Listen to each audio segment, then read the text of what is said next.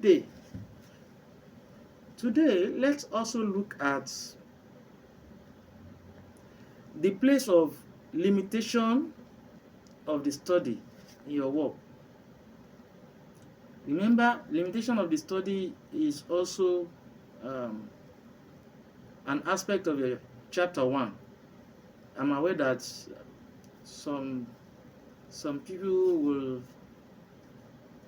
require that it be taken to the final chapter of a work, but majority of institutions will put it under chapter 1, which I feel is the best place to put it. Now, limitation to the study is not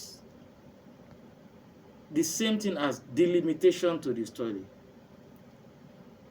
Some up and coming researchers usually mistake them for each other. Delimitation is the same thing as the scope of the study.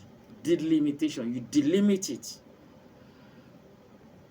So if you don't put scope of the study, you can use delimitation of the study. There are some institutions that will insist that it must be scope of the study. Some people will require that it should be delimitation of the study. Both are the same. But limitation to your study actually refers to the challenges that you encounter in the course of your research, and those challenges could have some impact on the findings of your work, on the claims you will be making at the end of the day in your research. This is why it is important you spell your limitation to the study out. Note that it is not always that a researcher will encounter challenges. So even though you are going to have limitation to the study as part of your chapter 1, if you have not encountered challenges in the course of your data collection, your data analysis, you don't have challenges. You don't have to be telling us something that is not applicable to your experience. Simply let us know that you have not encountered any challenge, that you have been able to gather your data appropriately, and you also analyze them properly. You don't have any challenge. Just explain it. Even though this section will still be there, limitation to the study, you can write there that you have not encountered any challenge. But if you have encountered, you must spell it out, because spelling it out will let us know how far we should take your findings. Let me give you an example. If somebody says he wants to analyze the speech of the French president, for instance, what the person studied is the speech of a French president. Of course, a French president will speak French normally, ordinarily.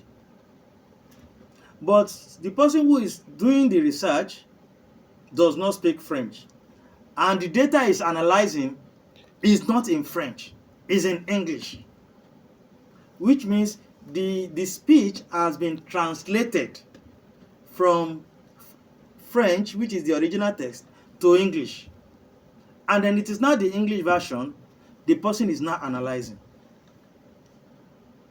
So you can now see that yes, there should be some limitation here, because the text you are relying on is a translated text. And of course, during translation, some meanings can be lost and new meanings can be added. by the translator. You may not know.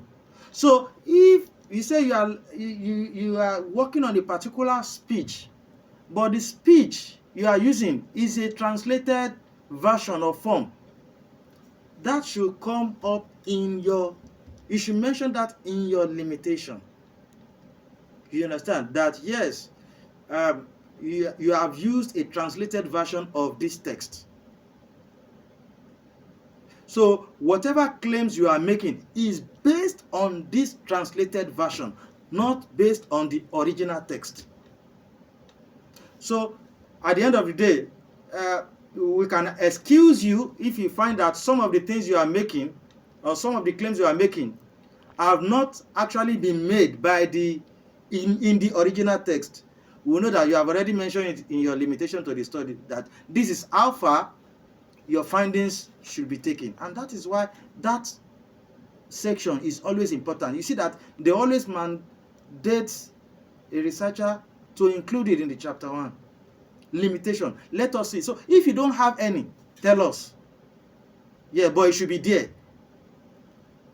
So why, that is why it is required, so that if you say you don't have any challenge, for instance, like this example I've given, if you have said you don't have any challenge, and meanwhile you have relied on the translated text,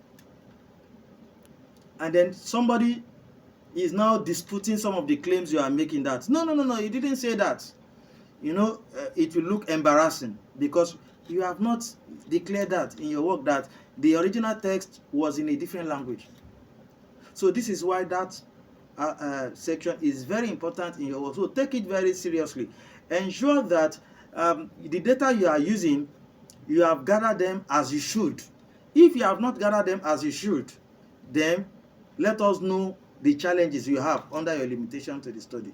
You understand? And when you have limitation like that, we also want you to briefly explain how you think this challenge has been managed in your work, and so on and so forth. So we meet in our next class. Thank you.